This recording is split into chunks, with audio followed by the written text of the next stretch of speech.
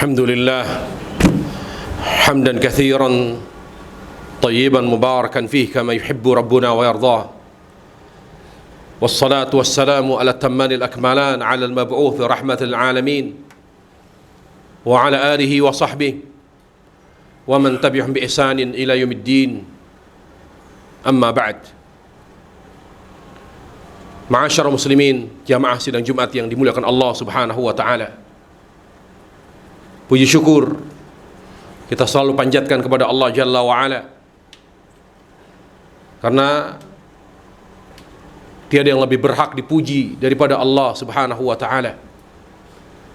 Lianna Allah, kama qala Ibnu Qayyim rahimahullahu taala, sebagaimana yang dikatakan Ibnu Qayyim rahimahullahu taala, li'annahu muttasifun li'annahu kamilun fi asma'ihi wa asma'ihi wa af'ali. Karena Allah itu maha sempurna di aspek nama, sifat dan perbuatannya. Karena Allah Jalla wa Ala maha sempurna dari semua aspek nama, sifat dan perbuatannya. Oleh karenanya tidak ada yang lebih berhak dipuji selain Allah Subhanahu wa taala.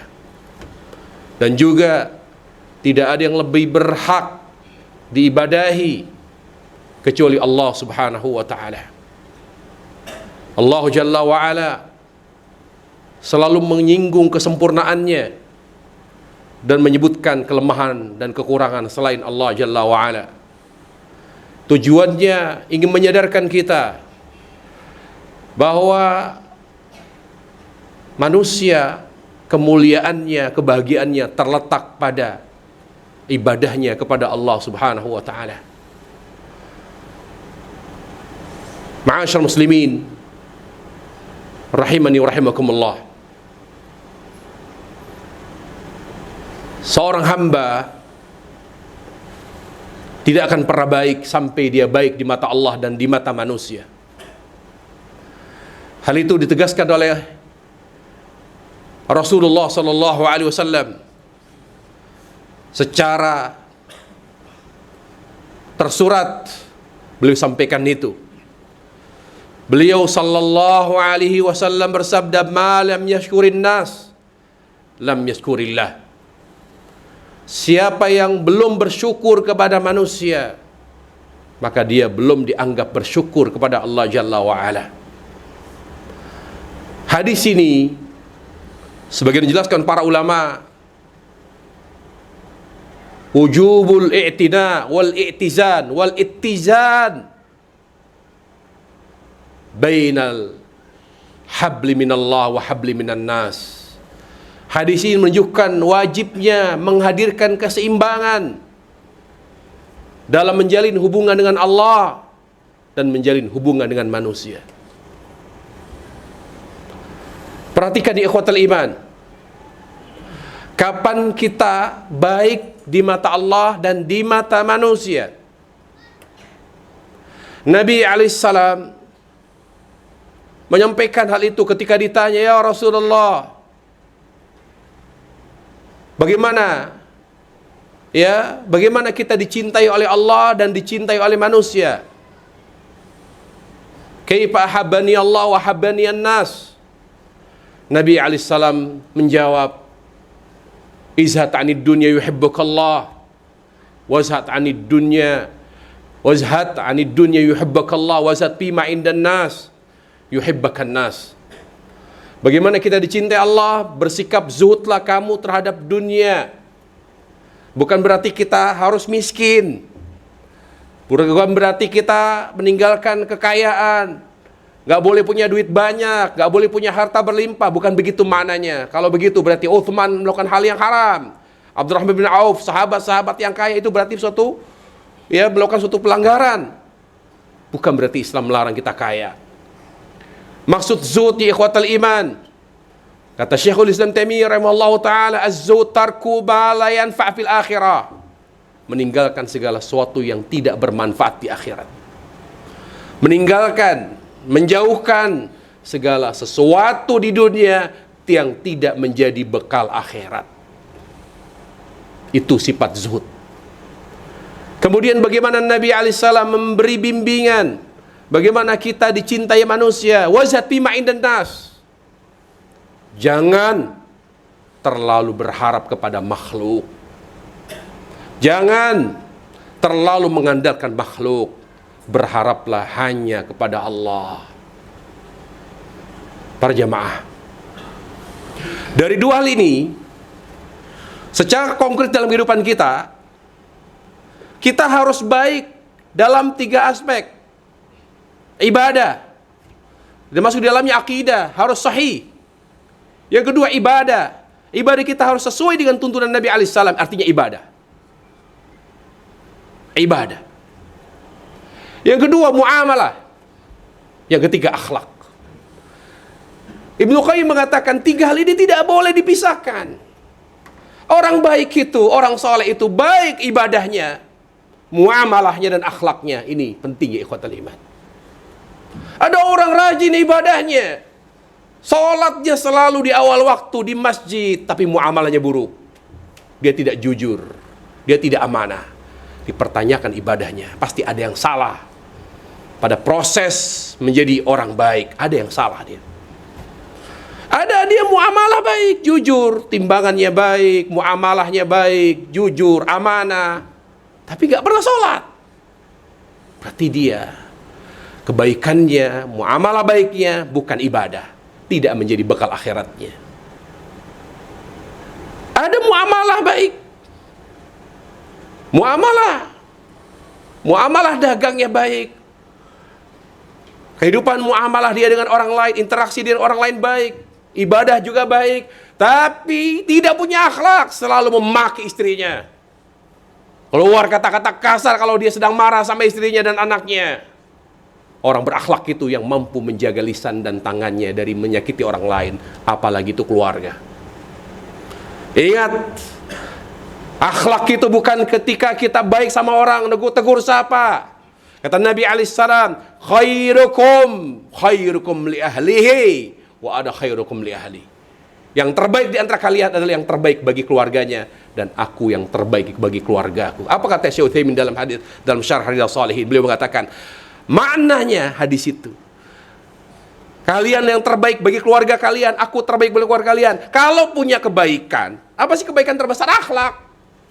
Jangan dikasih orang dulu, kasih keluarga. Kamu orang lembut sama keluarga kasar, berarti gak berakhlak dia.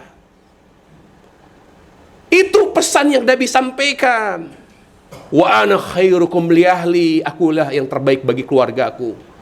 Kalau sama orang royal, sama keluarga pelit. Sama orang tutur katanya baik, basa-basinya tinggi, tapi sama keluarga caci maki. Ini tidak berakhlak ya khawatir iman. Bagaimana memadukan 3 ini? Kata Ibnu Qayyim rahimahullahu ta'ala, dengan 2, dengan 3, ilmu, pemahaman, penghayatan. Orang bodoh hidupnya mungkin baik, tapi tidak sempurna. Tapi itu pun menurut persepsi manusia. Ya, dalam persepsi manusia baik dia, tapi dia tidak akan mampu memadukan 3 ini. Ibadah yang baik, muamalah yang baik, akhlak yang baik. Bagaimana caranya? Berilmu, dia harus belajar agama. Allah Jalla wa'ala menyampaikan hal itu. Bagaimana Allah mengatakan, ihdinas siratal mustaqim, siratal ladzina an'amta 'alaihim ghairil maghdubi 'alaihim waladdallin. Kenapa orang-orang Kristen itu tidak baik? Kebaikannya diakui oleh Allah karena mereka berbuat baik versi mereka, tidak berdasarkan ilmu. Jadi kita harus belajar agama. Tapi ada ustadz orang belajar agama, tapi dia kok nggak baik? Ya, karena dia tidak paham. Hanya menumpuk. Jadi agama hanya jadi wawasan. Agama bukan wawasan. Dia harus memahami dalil Al-Quran dan hadis dengan baik. Kemudian kok dia paham, ustadz dia, dai dia, tapi kok kelakuannya begitu, muamalahnya gak bagus, akhlaknya juga buruk, karena kurang penghayatan. Ilmu, paham, kemudian dihayati dengan baik. Itulah makna kata Ibnu Qayyim firman Allah Jalla wa Ala, kitabun anzalnahu ilaika mubarakun liyadabbaru ayati, kitab yang penuh berkah kami turunkan kepadamu untuk dihayati, liyadabbaru. Itulah makna sabda Nabi alaihi salam, ama wallah fa inni anabakum billah wa akhsyakum la wa atqakum la. Aku demi Allah adalah orang yang paling mengenal Allah, ilmu, paling takut kepada Allah, dan paling bertakwa kepada Allah tabaraka wa ta'ala. Aqulu qawli hadha wa astaghfirullah li wa lakum wa lisa'iril muslimin min kulli dhanb fastaghfiru innahu huwal ghafurur rahim. Alhamdulillahi rabbil alamin wal 'aqibatu lil muttaqin fala 'udwana illa 'alal zalimin. Wassalatu wassalamu ala hadil bashariyati jam'a alladhi adda al-amana wa nasaha al-ummah wa jahada fillahi haqqa jihadi wa ala alihi wa sahbihi wa man tabi'hum bi ihsanin ila yaumiddin, amma ba'd. Kalau kita memahami hakikat hidup ini, maka kita akan kejar tiga tadi. Allah Jalla wa Ala dalam ayat yang mulia berfirman, awalam nu'ammirkum ma yatadhakkar, awalam nu'ammirkum ma yatadhakkar. Dikata tadakkur disebut dua kali. Ada dua kata tadakkur. Kata Ibnu Qayyim rahimahullah, awalam nu'ammirku, bukankah, ini firman Allah kepada penghuni neraka. Mereka berteriak-teriak minta dikeluarkan dari api neraka. Allah tidak mendengar mereka. Sampai mereka memanggil Malik, ya Malik. Karena dia malu, Allah gak pernah dengar jeritan mereka. Mereka berteriak-teriak. Lalu Allah Jalla wa'ala akhirnya berfirman, awalam nu'ammirkum, kalian dulu aku kasih umur, aku kasih kesempatan hidup di dunia. Apa yang membuat mereka masuk neraka? Mereka tidak melakukan dua tadakkur. Apa makna tadakkur? Yang pertama, tadabbur, belajar ilmu agama lalu menghayatinya. Tadakkur yang kedua kata Ibnu Qayyim, mengamalkannya. Dari dua ini maknanya, hidup ini kesempatan untuk mencintai Allah. Cinta, belajar untuk mencintai Allah. Kita belajar agama untuk apa sih? Kita belajar agama untuk takut kepada Allah dan cinta kepada Allah. Itu berkahnya ilmu. Bukan untuk yang lain-lain. Bukan untuk mengagungkan Nabi alaihissalam, bukan untuk mengagungkan ulama. Bukan, kita belajar untuk mencintai Allah dan takut kepadanya. Itu tujuan kita belajar. Innama yakhshallaha min ibadil ulama. Kemudian kalau udah takut dan cinta Allah, maka buktikan cinta kita dengan apa? Dengan beramal. Dengan beramal dengan bagaimana? Beramal sesuai dengan tuntunan Nabi alaihissalam. Dituangkan dalam sholat, dituangkan dalam muamalah, dituangkan dalam akhlak. Kenapa kita berakhlak? Karena perintah Allah. Cinta Allah Jalla wa'ala. Orang yang baik, betul-betul baik di mata Allah, dia pasti baik di mata manusia. Dia tidak akan pernah menzalimi orang lain. Jadi kebaikan muamalah dan akhlak itu kuncinya di mana? Kuncinya di takwa dia, di kekuatan cinta dan takutnya kepada Allah Jalla wa Ala. Makanya kata Nabi alaihissalam, al-mu'min la yaftak. Orang mukmin, seorang mukmin yang baik hatinya, kokoh akidahnya, dia tidak akan pernah bermasalah dengan orang lain. Dia tidak akan pernah bermasalah dengan orang. Al-mu'min la yaftak. Al-imanu qaidul fath. Iman itu pengendali, penjaga manusia dari penyimpangan.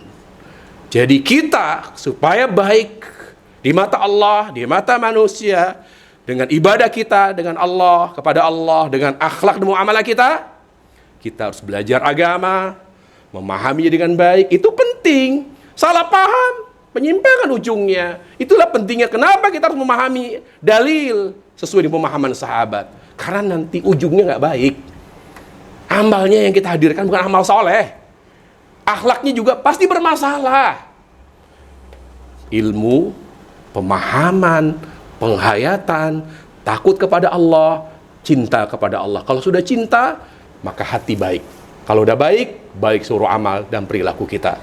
Semoga Allah Jalla wa'ala mengampuni dosa-dosa kita semua, merahmati kita semua. Semoga Allah Subhanahu wa ta'ala menganugerahkan kepada kita semua ilmu yang bermanfaat dan selalu memberi taufik kepada kita kepada amal yang saleh, dan semoga Allah memberkahi umur kita. Allahumma ighfir lil muslimin wal muslimat al ahya'a minhum wal amwat innaka sami'un qaribun mujibud da'wati ya qadhil hajat. اللهم اغفر لنا ولوالدينا وارحمهما كما ربيانا صغارا ربنا هب لنا من ازواجنا وذرياتنا قرة اعين واجعلنا للمتقين اماما يا مقلب القلوب ثبت قلوبنا على دينك اللهم اصلح لنا ديننا الذي عصمة امرنا واصلح لنا دنيانا الذي فيها معاشنا وأصلح آخرتنا الذي إليها معادنا واجعل الحياة زيادة لنا في كل خير واجعل الموت راحة لنا من كل شر اللهم آتنا في الدنيا حسنة وفي الآخرة حسنة وقنا عذاب النار سبحان رب العزة عما يصفون وسلام على المرسلين والحمد لله رب العالمين عباد الله إن الله يأمر بالعدل والإحسان وإيتاء ذي القربى وينهى عن الفحشاء والمنكر والبغي يعظكم لعلكم تذكرون فاذكروا الله يذكركم واشكروه على نعمه يزدكم ولذكر الله أكبر والله يعلم ما تصنعون أقيموا الصلاة